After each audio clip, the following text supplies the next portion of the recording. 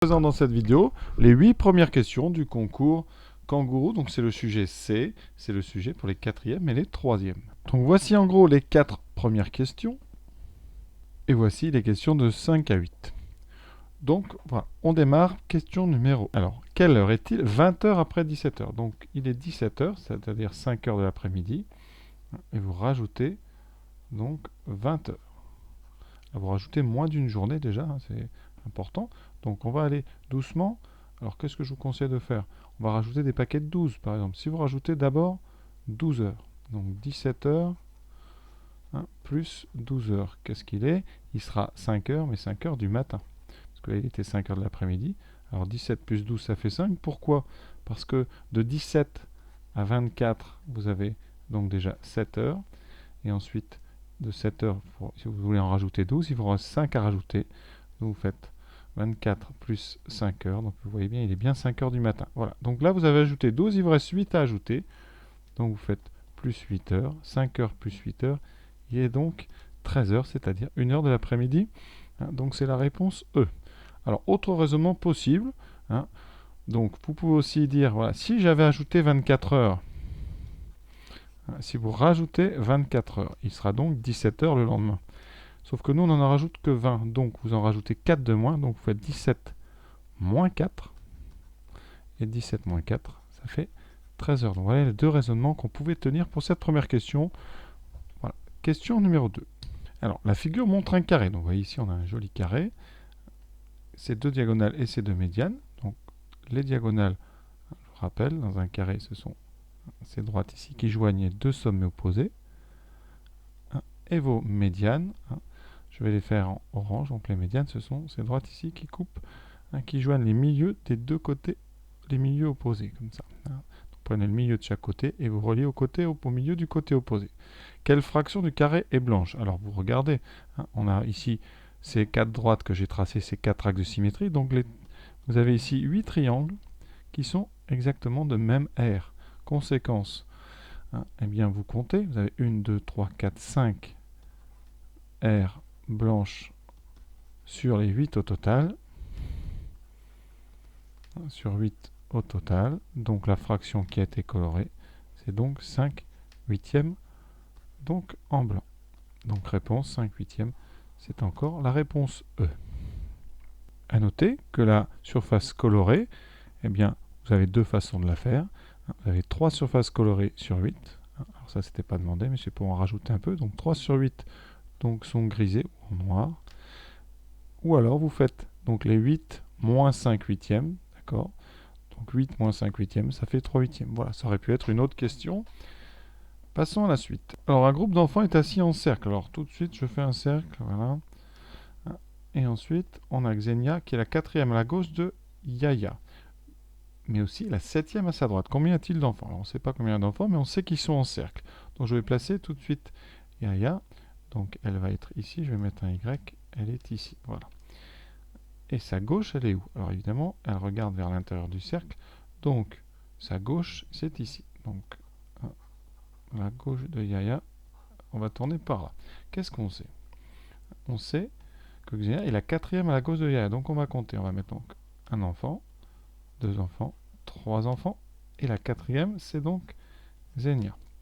Ensuite, on sait que c'est la 7e à sa droite. Donc, on va tourner ici donc vers la droite.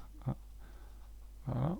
Et vers la droite, eh bien c'est la 7e. Donc on compte 1, 2, 3, 4, 5, 6 et 7. Voilà. Combien y a-t-il d'enfants? On n'a plus qu'à compter. Évidemment, on compte les X et le Y. Donc on a 1, 2, 3, 4, 5, 6, 7, 8, 9, 10, 11 enfants. Donc on a 11 enfants. Alors j'ai choisi évidemment de mettre la gauche ici parce que les enfants sont censés regarder vers l'intérieur du cercle. Si les enfants regardaient vers l'extérieur du cercle, ça n'aurait rien changé. Vous inversez juste les ronds bleus et les ronds roses. Donc la réponse ici, vous voyez, c'est la réponse C. Alors laquelle de ces égalités est vraie? On va tout calculer. On va regarder comme ça fait un petit peu de calcul. 4 sur 1. Donc on fait 4 divisé par 1, vous savez, ça fait 4.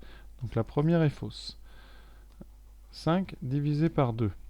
Alors 5 divisé par 2, je crois que vous savez tous, ça fait 2,5. Parce que 2,5 plus 2,5, vous avez bien 5. La preuve, évidemment, Si vous faites l'addition, 0, 5, 5 et 5, 10, on retient 1, ce qui nous fait 1 plus 2, ça fait 5, la virgule, donc on a bien 5. Voilà. Bon, ça c'est vraiment une question très simple. 6 sur 3, qu'est-ce que c'est? Dans 6, combien de fois 3? Eh bien 2 fois, donc c'est certainement pas 3,6. 7 quarts. Alors 7 quarts, il faut savoir que 1 quart, hein, c'est 0,25. Donc 7 quarts. Alors 7 quarts, vous pouvez le diviser en plusieurs, mais hein, sinon, donc vous faites 7 fois 0,25. Alors, premièrement, vous pouvez faire déjà 4 paquets. Si vous faites 4, ça veut dire que 7, c'est 4 fois 0,25 plus 3 fois 0,25. Et 4 fois 0,25, comme c'est des quarts, eh bien ça fait 1. Vous en mettez 4, vous formez une unité. Plus 3 fois 0,25, on fait la multiplication. 3 fois 25, 75, donc on a 0,75. Donc 3 quarts, c'est 1,75. Autrement dit, hein, il vous manque juste 0,25 pour être à 8 quarts qui est 2. Donc ça ne fait pas 4,7 du tout. Ensuite, 8 cinquièmes. Alors les cinquièmes, 8 cinquièmes, vous pouvez dire que c'est 5 cinquièmes plus 3 cinquièmes. Donc 5 cinquièmes, ça vous fait une unité, plus 3 cinquièmes. Alors les cinquièmes, hein, il faut savoir aussi, quand on fait 1 divisé par 5, ça fait 0,2. Vous voyez, 5 fois 0,2, vous avez bien 1. Donc ici, 1 plus 3 cinquièmes, ça fait 1,6. Donc la réponse évidente, c'était B. Alors évidemment, dans un concours comme ça, vous n'avez pas à chercher pourquoi les autres sont faux. Dès que vous trouvez la vraie, vous vous arrêtez. Donc là, 5 demi égale 2,5, vous passez tout de suite à la question suivante. Alors la somme de trois nombres entiers strictement positifs. Alors strictement positif, ça veut dire quoi? Ça veut dire qu'ils sont positifs et non nuls. Donc les trois nombres, hein, ça sera par exemple A, B et C. Hein, ils sont tous donc supérieurs strictement à 0. Et ce sont des entiers. Et ils sont tous différents. C'est important. Ça veut dire que 2 ne peuvent pas être égaux. Et la somme, c'est 7. Alors, qu'est-ce que vous avez comme possibilité? Déjà, la somme de 3 nombres est 7. 3 nombres non nuls. Donc déjà, le plus petit, c'est 1. Le deuxième plus petit, ça peut être 2. Donc si vous avez choisi 1 et 2, la possibilité suivante, c'est 1, 2 et 4. Puisque 1 plus 2 plus 4, ça fait bien 7. On a bien 3 nombres entiers différents. Le produit, dans ce cas-là, ça ferait quoi? 1 fois 2 fois 4, ça ferait 8. Donc là, on a la réponse D qui est possible. Ensuite, est-ce qu'il y a d'autres possibilités? Si je prends 1 et 3, 1 plus 3, ça fait 4. Et donc le suivant, vous voyez, c'est forcément 3. Donc on a 1, 3, 3, ça fait 7. Mais problème ici, on en a deux identiques. Donc cette possibilité-là, on ne peut pas la garder.